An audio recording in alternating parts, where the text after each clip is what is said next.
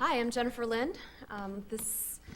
Phil Bourne asked me to punch it up just a little bit today, so I hope you'll bear with me. We have a couple of crazy slides coming up, but just a few. So I'm going to start off with some Samuel Taylor Coleridge for us this morning, The Rime of the Ancient Mariner. I don't know if you guys remember, perhaps it was high school, perhaps it was last week that you had revisited this old poem. But you know, it's this guy who's out on a boat and he's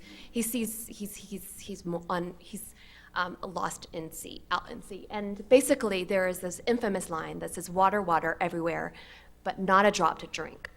So I'm going to suggest we think about this as the data mariner. And the rhyme of the data mariner is, what do we do with all of this data that's floating around, and yet so little of it is available to use? About 7.6% of data are stored in a community repository. This came from a recent science and survey that was, I think it had about 1,700 respondents. I'm happy to forward you the write-up. It was in, I think, in a 2011 or 2012 issue of Science. 50% of data are stored in lab computers. Now, this is not to say that 100% needs to be in a community repository. There's various levels of data. We went over some of those yesterday. But this situation puts us somewhere right here. And I would like to suggest that it's not sufficient for our needs today. And would we like to find our final fate either by drowning or dehydration? Both are ironic and gruesome. So what is the role for PLOS? Why data access? Some of you may have heard around March 1st, we implemented a data policy update.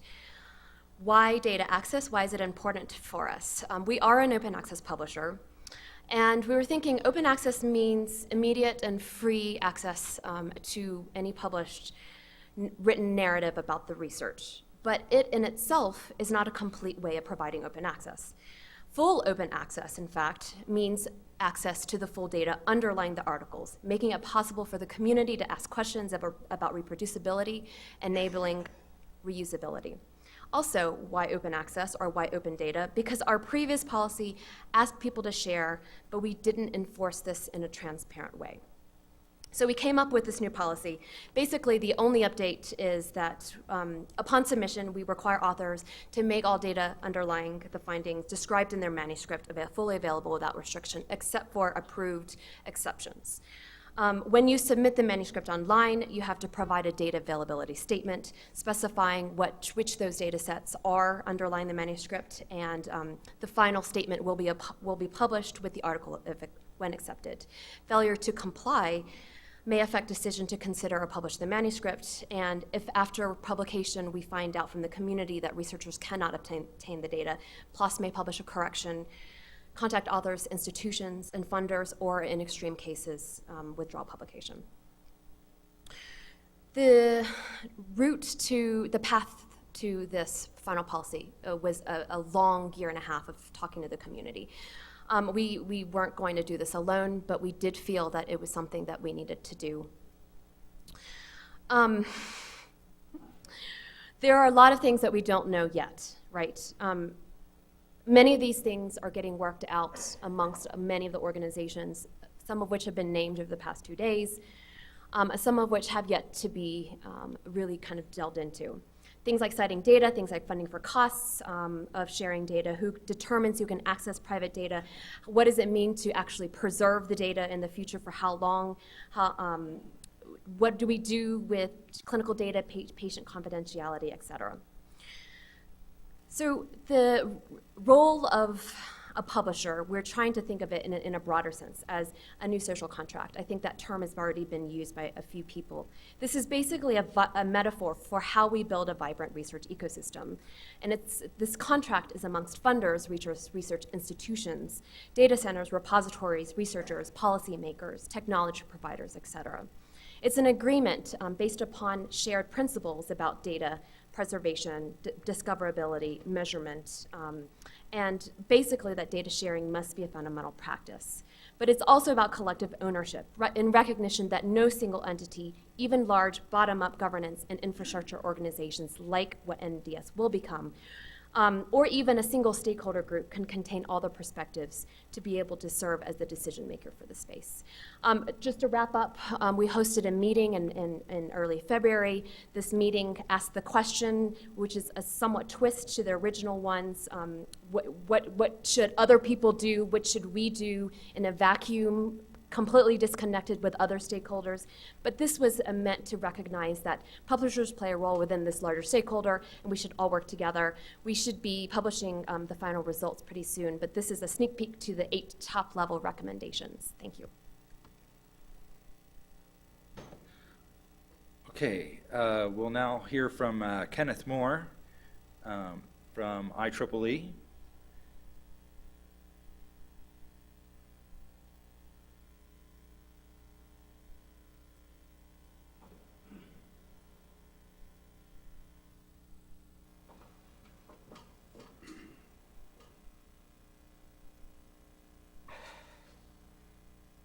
Thank you, Ray. I know you'll keep me honest on the time. Okay. So, IEEE, we're a professional society, global. We have 400,000 members around the world. We have over 100 journals that we publish in the electrical engineering, electronics engineering, computer engineering, and computer science fields. In February this year, we invited 7,000 authors to give us some input in a survey on their preferences, attitudes towards data and data management, what they might need to do their jobs better. We received 1,077 complete responses. So I'm going to give you the highlights of that finding, and I'm playing by the rules, only 3 slides. So I can name this tune in 5 minutes. And we asked them first, and I should say that my heading for this slide kind of overstates the response and the findings. What we basically asked them is to agree or disagree with the statement that greater access to data accelerates scientific breakthroughs. And we found that we got a lot of agreement, 78.7%. We asked a different question in the survey. Do you support sharing of funded research data? And you see that the percentage drops there. And the question, the way we phrased it, grant-funded research should be freely shared. And I think it was the word freely that dropped that percentage down to 60%. And my thinking for that is, because when we asked them if you could control access to the data, would you share it? And fully 84% said they would be likely to share data with known colleagues. But 50% said they did not want to share data freely. So it's that word, it's that open data that our constituents are a little bit reluctant to embrace. And finally, the third slide. Where do they keep their data? And they were allowed to, select more than one location. And fully 85% are storing it on their computer, or about over a third on a local shared drive. And we do find that 1 in 5 are depositing in a repository. And we didn't define what that might be. Could be their institutional repository or domain repository. But 1 in 5 are making that deposit. So, Akim earlier today said that this is not a revolution, it's an evolution. In our particular fields, we're finding it to be an evolution. And certainly in different societies that make up IEEE, you find more receptiveness to open data. Specifically, I would say the computer fields. There's a high degree of resonance with open data. Some other fields like geoscience and remote sensing. And typically it seems to be those researchers working with larger data sets that are more willing to share and collaborate. So, that concludes my talk. Okay? 5 minutes or less. That's right. Okay. Thank you very much. Thank you, Ken.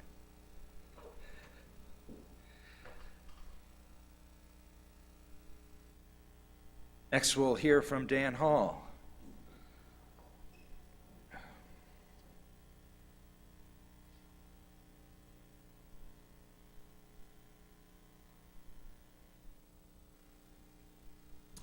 All right.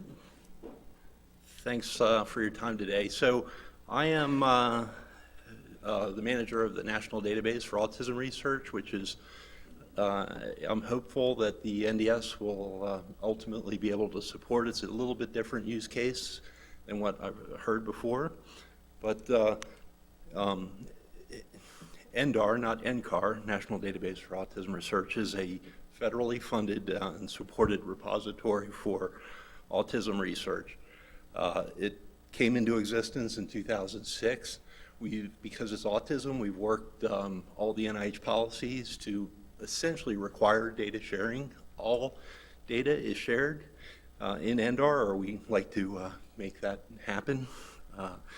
We were successful early on, and we were able to convince the autism community, which has got a lot of clout, as you would imagine, to put down the requirement for 90% of all autism research data to be shared. And so now we've been filling up the bucket, and we have data on 77,000 subjects curated to a common data dictionary.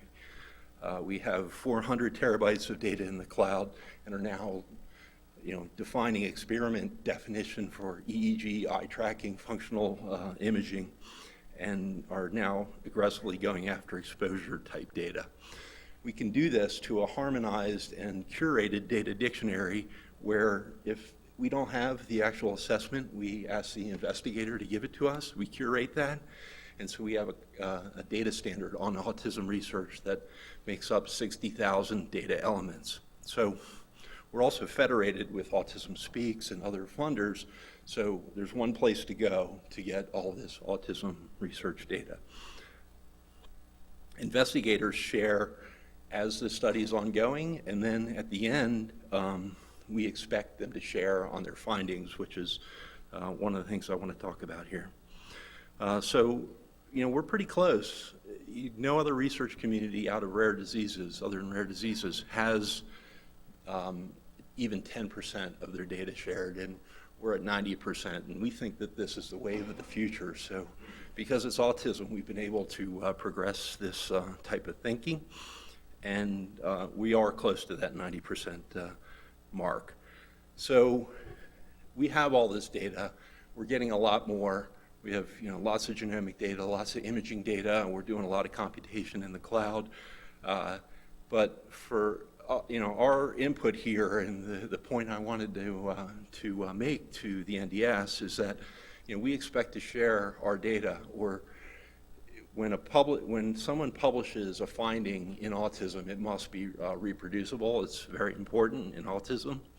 And so we've defined a facility to identify the cohorts, the measures, the computational processes. It's all available online. You can go out there and start looking at that data if you're interested, and link it back directly to the publication. So when the publication says that there's 300 people in this cohort, that data is in our system, and we are now putting in the policies to require the scientists to share data specific to that publication. And so this is a pilot that I put forward in one of the position papers, is we are now going to every publication, because we're also linked in at the NIH into grants management and PubMed, so we know when that publication is going to hit, and we call up that investigator. So all autism research studies will now have data defined this way, and so this is something that we could provide to the NDS, is a specification for findings, not just the data, but what made up the publication, and ultimately, the computational pipelines, the methods, and software. And so that's something that we're here to promote.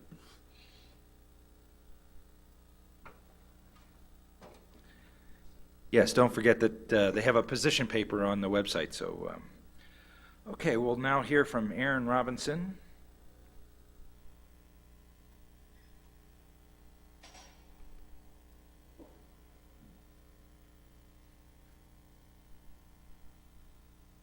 I'd like to show I have 3 slides.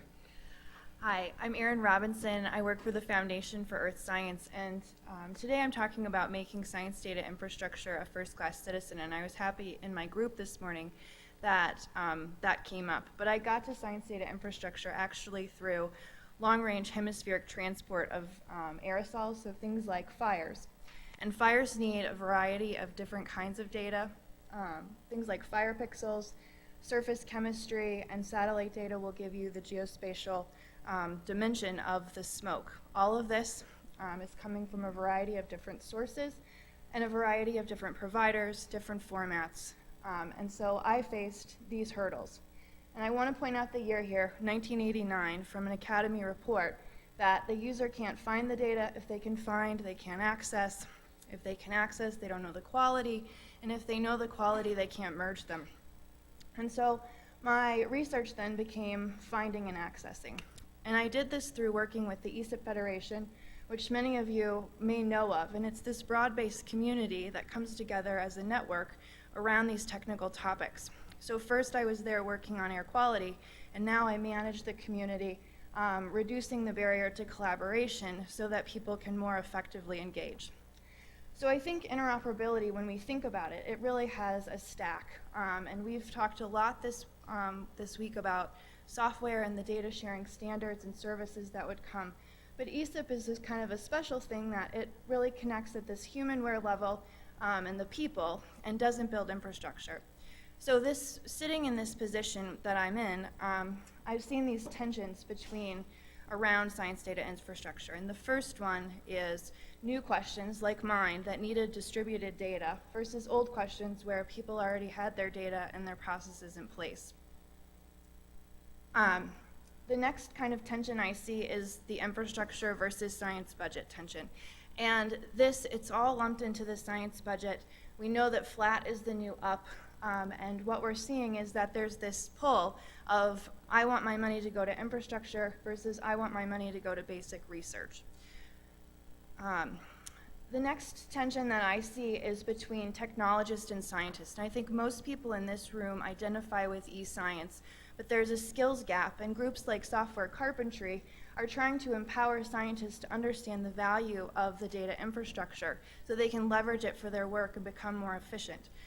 I think this is something to think about. And then the last tension that I want to highlight here is the tension between infrastructure research, which is grant funded and I think a little bit easier to enable, versus when we go to operations and we talk about sustaining science data infrastructure for the long term, when the scientists actually need to use it to do their research. So ESIP had a workshop that was sponsored by the Moore Foundation and the National Data Science Consortium, and one of the outputs of that was this statement from the group that we need an overarching unifying strategy for addressing data management across domains and across the data lifecycle. And this really highlighted to me that ESIP can't do it alone, Earth Science can't do it alone, and we need, I hope, the National Data Services. So I think the first thing we've covered pretty well of enabling data sharing. I think the next piece of, I hope that the National Data Service will connect these disparate data initiatives, and I have to appreciate that this was the first time I've really heard a group coming together and saying, we're going to build on top of what's already there. But the last piece is really the most important piece, which is advocating for science data infrastructure as a first-class citizen. And I think that this is something that Mohan brought up earlier, that the consortium, the value of it is coming together and doing things that we couldn't do alone. And I think this advocacy piece will help with the funding, will help with the training, and will really move data infrastructure forward to enable better research. So, if you're interested in earth science software sustainability, I would invite you to the ESIP meeting, which is in July in Frisco, Colorado, so back to Colorado. The plenaries will be around software sustainability, but the breakout sessions will be on all topics related to earth science data. And with that, I would like to say thank you very much for the opportunity to give this talk and to be here. I have high hopes for the National Data Services, and I hope I can continue to participate.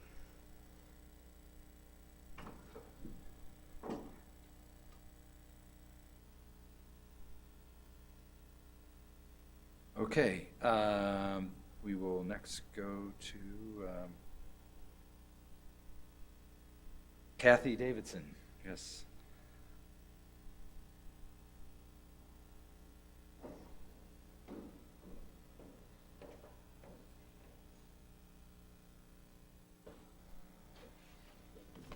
Hi, everyone. So some of the key words we've been talking about today: identified, described, curated, verifiable, accessible, preserved, long-tail data, designing, demonstrating, developing, deploying, debugging, delivering. That's a tall order. And before we actually do all of those things, I think we also have to think about what data is, what messy data is, how we clean messy data, and to ask the basic question, is all data messy? What does it mean to have data that doesn't have all of its metadata, its histories, its participation? So I'm going to recommend 3 things that we consider if we truly are going to think of ourselves as a service and not just a repository, something for the public, something that might be publicly funded, and that truly is a service. And these are 3 kinds of caveats to all the creative and wonderful things that we've been doing for the last day and a half. First one is data forensics. This came up at a talk, conference we did at Duke on May 28th, based on our NSF Eager grant. Richard Marciano coined the term data forensics, and this is that the metadata that we include in our work should include with it some kind of history of who contributed to the data, what was left out of the data, what might be considered in a different historical moment, and some traces of the archive as well as the originators of the data. The project that inspired this was a cyber project based in Asheville, North Carolina, that looked at redlining of whole areas of Asheville that went way back to the 20s, where if you looked at the data in the 1990s for poverty, in the 1980s for poverty, in the 1970s for poverty, you still weren't seeing the real data that was basic policies made all the way back in the 20s that were legacied in and influenced many, many policies since then. If you don't know that originating policy, it skews the rest of the data. And that kind of data forensics seems especially important for any human data or any non-human data that's going to be applied to human policies. A second one that's a particular interest of mine that we haven't talked about very much at this workshop, but I think we have the infrastructure evolving to do this, is feedback assessment credentialing. I've been working with the MacArthur Foundation for the last 3 years on badges as an alternative to standardized assessment systems. With all of the verified, curatable infrastructures we're talking about here, we could actually finally displace standardized testing that was invented by Frederick Kelly as a doctoral student in 1914 to deal with the crisis of too many immigrants in American cities. What is our standard for testing today looks very much like what Kelly wrote in his dissertation. I'm quoting, it's not a phrase I would use, as testing of lower order thinking for the lower orders. This is now not only our metric for knowledge in the world, for college entrance in the world. We know it equates with wealth in ways that are unfair. I think this group could perform a huge service in data archiving, curating, credentialing, by coming up with an actual algorithmically useful, machine-readable credentialing system. Maybe beginning with how people use our own data and some kind of a recommendation system for data use here, but with a potential for a worldwide change in how we assess knowledge, learning, research, and other kinds of potentials. Finally, data literacy. I hope that a data service comes with it an educational policy function that's also about educating people to data in the same way. I heard this in the breakout session a while ago, that we would now think about statistics or other forms of computation as being part of the basic literacies, that reading, writing, arithmetic, and data literacy would be a huge good, not only for kids and college students, but for researchers themselves, since researchers also can make some pretty big mistakes with data. Thank you.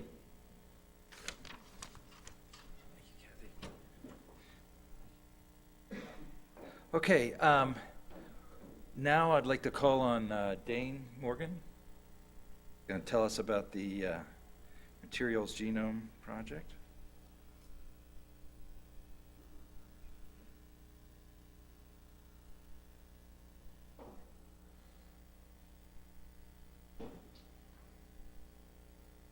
All right. Let me just say up front sort of why I think it's useful to talk about this. Obviously, we've had a table on it, and we've had some discussion of it. It's come up a few times. The message to take away, I think, for most people in this community is the material science community is really going through a transition where they are beginning to value data, integration of data, computation, and experimental tools in a way that they didn't before or haven't as much, and we are really looking to figure out how to do this effectively. And this community and the National Data Service in particular, I think could be an incredible resource for that. So it is a domain that is hungry for what is being discussed and offered here and has an immense amount to learn. So I just want to make sure everyone's aware of that and that that kind of communication gets fostered. And I'm pretty involved with a lot of materials genomics activities. I'm more than happy to share information, connect anybody up with people. Feel free to send me an email or grab me at some point. We've said a little bit about this, but I'll just remind people what the Materials Genome Initiative in particular is. This is one initiative that's kind of codifies this desire now to integrate data and experiments and computation. It is by no means the only one. If it goes away, these issues will still exist, so we shouldn't get too hung up about this particular initiative, but it's creating a lot of motivation right now. So it was announced in 2011. This was kind of the phrase from the white paper: discover, develop, manufacture, deploy advanced materials at least twice as fast as possible today and at a fraction of the cost. It has been codified into this mantra: twice as fast, half the cost. So the goal is to really accelerate how quickly we can develop new materials and get them into products and to make it cheaper. Easy to say. Is there any vision for how to do it? Well, it's the idea of integrating these three areas: experimental tools, digital data, computational tools. Getting those tightly integrated so that we can accelerate materials design and deployment. And that sort of integrated infrastructure is what has been called the Materials Innovation Infrastructure. That's kind of the big idea. And I should say there are funding from multiple agencies, DOE, NSF, Department of Defense, that are supporting this initiative. So there is money out there to do things if we have good ideas. I'm mindful of Ian Foster's recommendation that you really want good stories. I'm not sure we have a lot of them, but I want to give you a feel for one possible story. There's many ways this integration can be used, but here's kind of an example of how it might work so that you can have something to think about.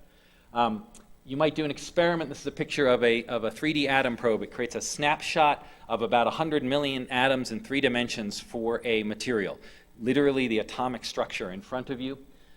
You pull that data out. Right now, it sits on your machine. You play with it with some of the vendor-supplied software. You extract information. You send it off in a paper. Nobody ever sees that data set again. What you really want is that data out there, fully accessible, fully discoverable in some sustainable environment. You might have information from that data, like where precipitates are in your material. Maybe that's your focus. But later, somebody else can come in and look for totally different phenomena, different properties of that same material. What also happens now is we do that analysis and we maybe look at these precipitates, and then we're interested in, well, do they make any thermodynamic sense, the precipitates I found? Might they relate to mechanical properties of the material? To figure that out, I have to go back to the literature, often papers 20, 30 years old. I have to figure out what the phase diagram is for my system. I have to figure out what the mechanical properties are that have been measured. All of that data is buried in papers. If that was available in databases, I could take something that right now takes months and take it down to hours. So having all those phase diagrams, all those information available, ideally as web apps and easily accessible data, would be enormously accelerating just organizing what's there so that we can do these sort of things much faster. So that's the big idea, and then of course if you can have the hardware underneath to make that happen, and maybe the remote accessibility to these machines, or even on-site accessibility to give you all these advantages, I think that's the kind of thing we're hoping to do to get us twice as fast, half the cost. Thank you. Thank you, Dane. Okay, and we're going to close with Margaret Hedstrom, who's going to show us an exciting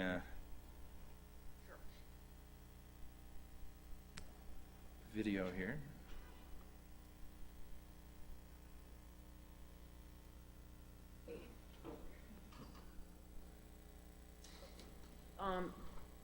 What we're going to show is what we're going to try to show is a clip from a longer demo from the seed prototype. Where's my cursor? Sorry. And I want to get it.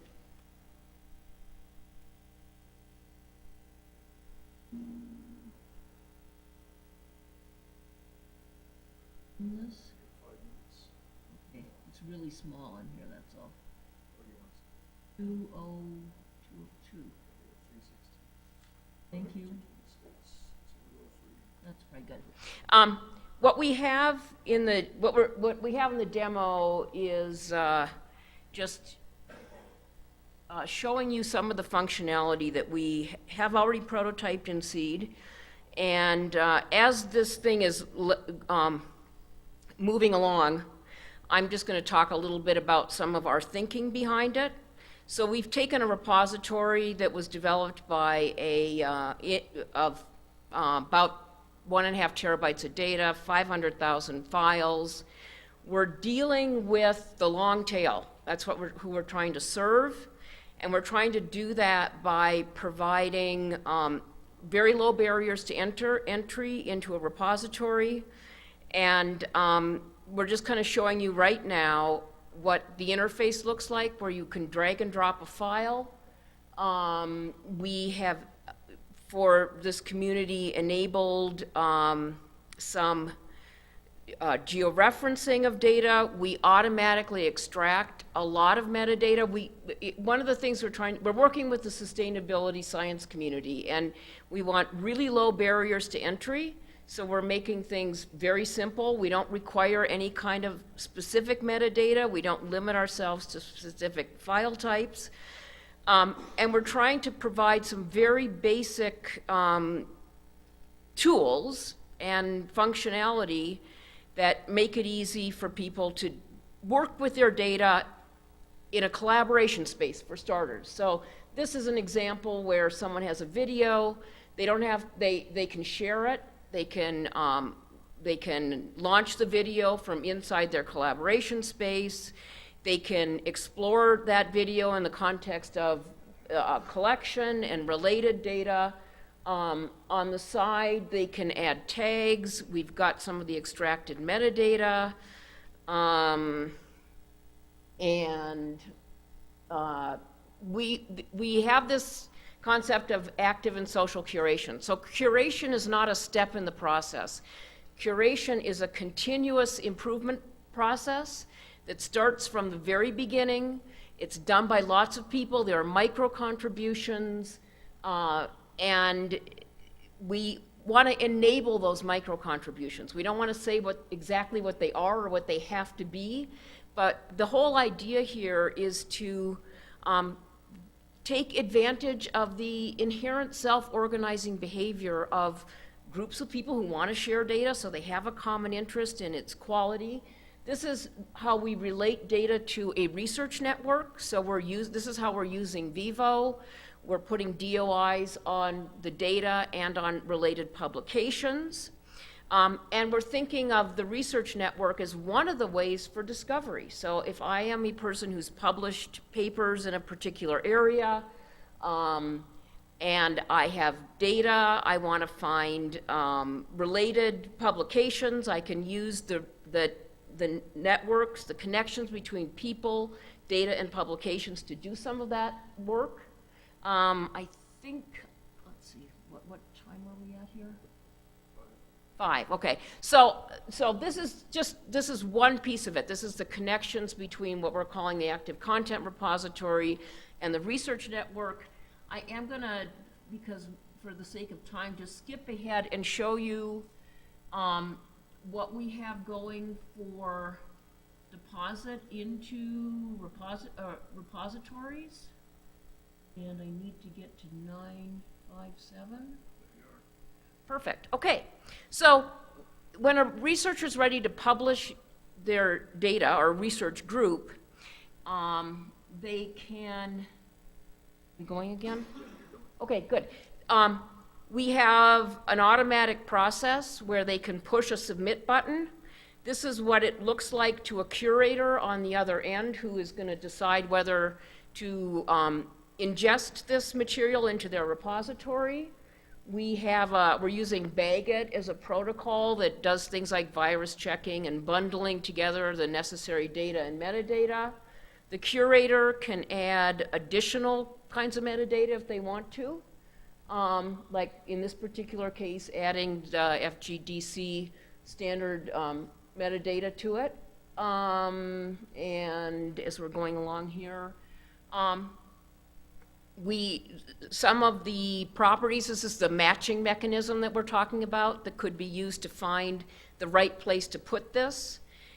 In this particular case, we're sending it off to ScholarWorks at Indiana University in our prototype, and now the data has been submitted, ingested into the repository, and it's now available. It's available through our Seed Virtual Archive, which is a member node of Data One, so you can also find it through Data One, or you can find it through the, I think we're getting to that, the interface on the, it's assigned to DOI and all this stuff. Anyway, the interface on ScholarWorks at IU, or you can go back and find it in the Seed Active Content Repository if you want to be able to do things like download and view. And I think that's, this is pretty much sort of the end of it as a sort of end-to-end demo. I think the important aspects here are that we think that you can take advantage of network effects, and you really need to enable those. We want to put something out there and let the community play with it, and they're coming up with things to do that we wouldn't have thought of or imagined, but they meet certain needs. And I think that's, obviously, that's all we have time for. I just want to say, if you are, let me get to this next slide. Oh, here we go, sorry. If you want more information, there's our website, or you can send Jim an email and he can set you up to have access to our demo site if you want to play around with it. Okay, that's it. Thank you, Margaret. Can we give all our lightning talkers a big hand, please? Thanks.